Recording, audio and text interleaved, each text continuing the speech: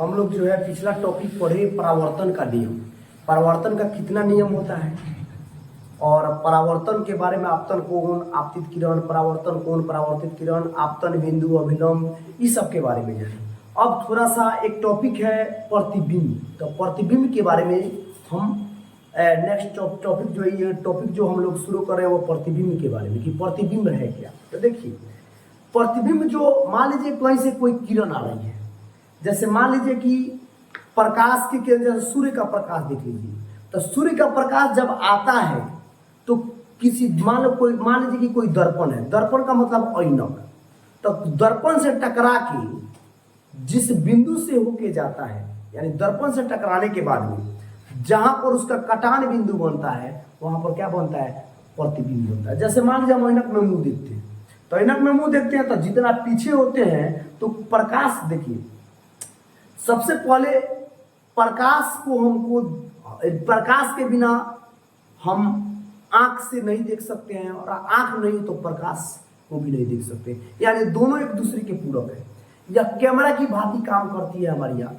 अब जैसे मान लीजिए कि आंखें नहीं है, तो आंखें नहीं तो हम लोग कोई वस्तु को देख पाएंगे नहीं। आंखें हैं, प्रकाश नहीं तो हम लोग किसी वस्तु को देख पाएंगे नहीं। यानी कहने का मतलब है कि प्रकाश आती है, जिस वस्तु से टकराती है, टकराने के बाद में हमारे रेटिना पर पड़ती है, तो रेटिना पर पड़ती है तो प्रतिबिंब पीछे बनता है, तब हमें कोई वस्तु दिखाई पड़ता है। तो वही प्रतिबिंब है क्या। तो मान लीजिए किसी वस्तु को हमको देखना है, चाहे मान लीजिए कि किसी वस्तु का प्रतिबिंब कहाँ बनता है। जैसे मैं मान लीजिए ऐनक में मैं मुंह देख रहा हूं, तो जब प्रकाश आती है टकराने के बाद जाती है तो कहाँ, वहां पर क्या होता है, टकराने के बाद जब उसका जो है प्रतिबिंब बनता है, यानी जहां कटान बिंदु होता है वहीं पर प्रतिबिंब बनता है। तो इसको हम लोग परिभाषा यानी डिफिनीशन के माध्यम से समझने का प्रयत्न करते हैं। देखिए किसी बिंदु स्रोत से आती हुई, अब देखिए बिंदु स्रोत क्या है, ध्यान दीजिए। जैसे मान लीजिए यहाँ पर कोई दर्पण है, कोई दर्पण है और इस दर्पण को हमने क्या किया, पेंट कर दिया। पीछे से हमने क्या कर दिया, पेंट कर दिया।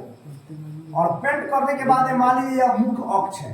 मुख्य अक्ष क्या है, ध्रुव क्या है, हम लोग इसके आगे पढ़ेंगे। मुख्य अक्ष, ध्रुव जो भी है इसके आगे हम लोग पढ़ेंगे। अभी प्रतिबिंब के बारे में समझ लेते हैं। मान लीजिए यहाँ से कोई प्रकाश आ रही है, अब प्रकाश जब आ रही है, बहुत सारी प्रकाश आएगी और आने के बाद टकरा के देखिए किसी एक बिंदु पर मिलती है, तो यहाँ पर प्रतिबिंब हमारा बनेगा। वही तरह किसी बिंदु स्रोत से आती हुई, स्रोत का मतलब जैसे मान लीजिए कोई लाइट जलाए हैं या सूर्य का प्रकाश है, तो स्रोत से आती प्रकाश की किरणें दर्पण से परावर्तन के बाद दर्पण से परावर्तन का मतलब क्या होता है, टकरा के आना। यानी आना आपतित और टकराना परावर्तित। तो टकरा के जब जाती है तो उसको क्या कहते हैं, परावर्तन कहते हैं। परावर्तन के बाद जिस बिंदु पर मिलती है, परावर्तन के बाद जिस बिंदु पर सारा क्या होती है, मिलती है, या जिस बिंदु से आती हुई प्रतीत होती है, या किसी बिंदु से आती हुई प्रतीत होती है, उसे उस बिंदु स्रोत का क्या कहते हैं, प्रतिबिंब कहते हैं। एक बार फिर से समझने का प्रयत्न करते हैं।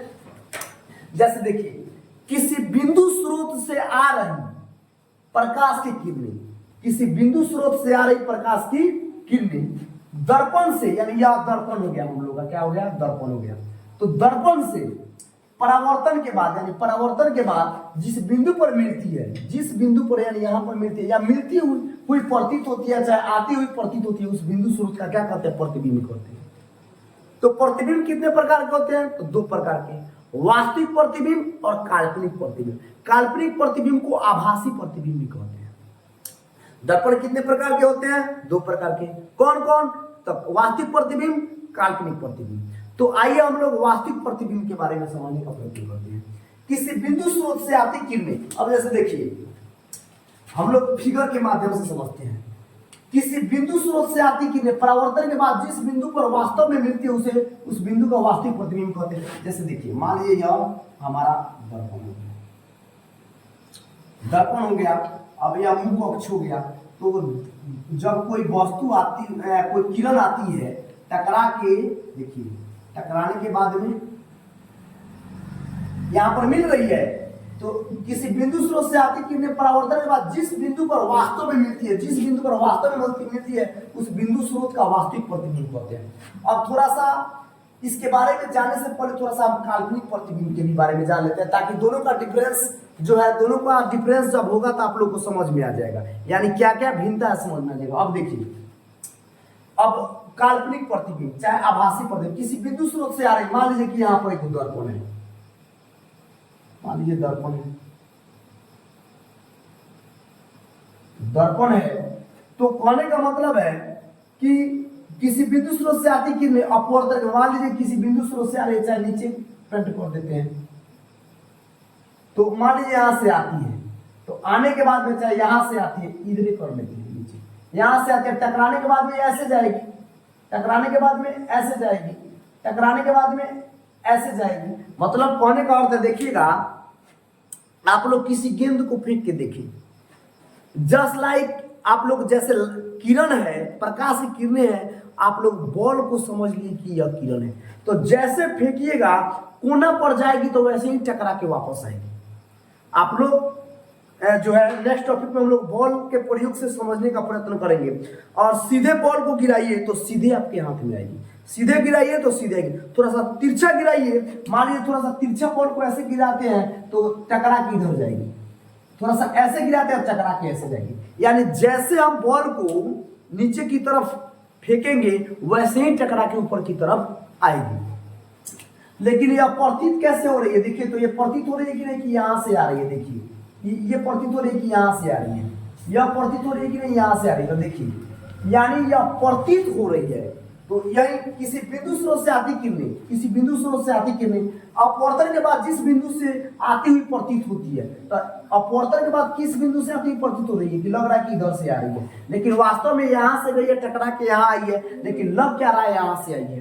तो उसको क्या कहते हैं, उस बिंदु स्रोत का आभासी प्रतिबिंब या काल्पनिक प्रतिबिंब कहते हैं, आभासी प्रतिबिंब या काल्पनिक प्रतिबिंब कहते हैं। तो देखिए यह वास्तविक कटान से बनती है या काल्पनिक कटान से बनती है, यह हमेशा वस्तु के उल्टा बनती है। अब जैसे देखिए ऐनक में मुंह देखिएगा तो कहने का मतलब है कि सीधा दिखाई पड़ता है कि उल्टा, हमेशा उल्टा दिखाई पड़ता है, क्या कारण है, क्यों, ये सब हम लोग गोलीय दर्पण में समझने का प्रयत्न करेंगे।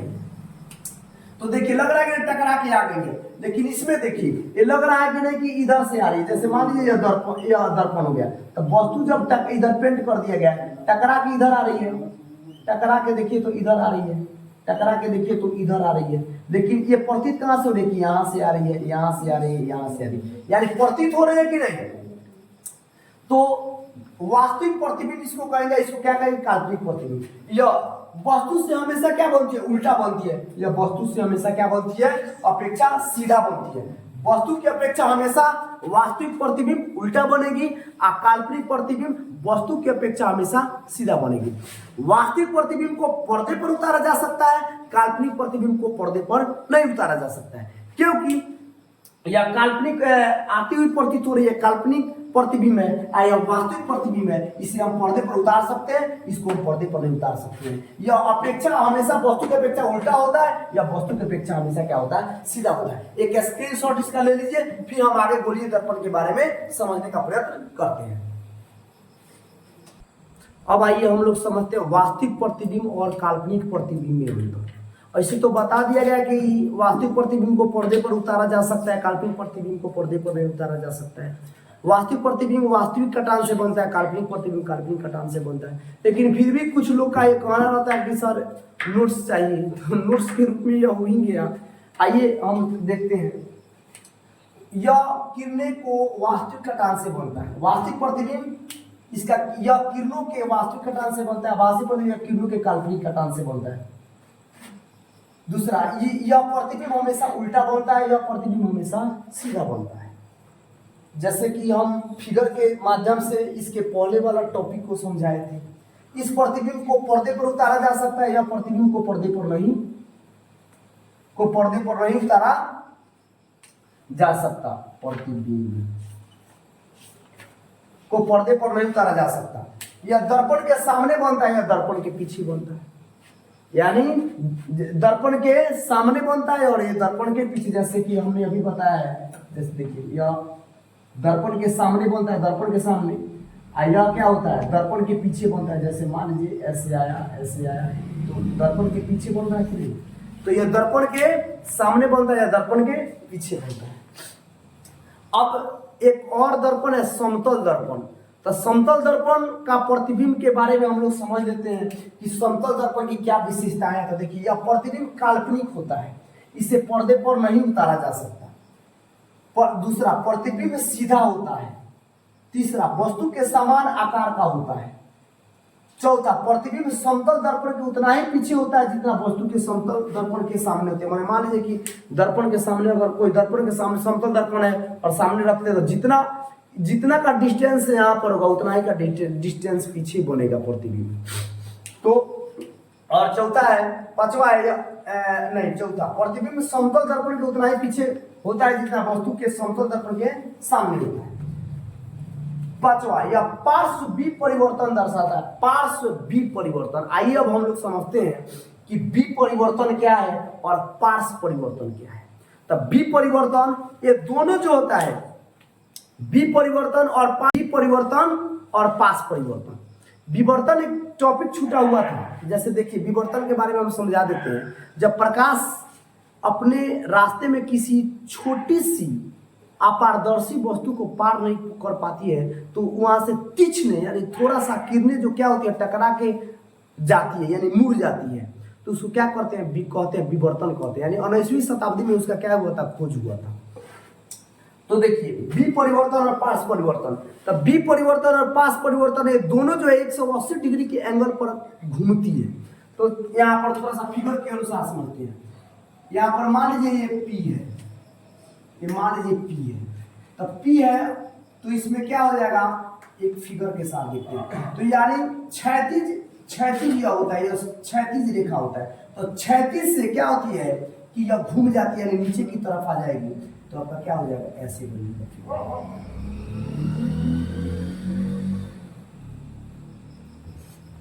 देखिए, ऐसे फिगर बन जाएगा।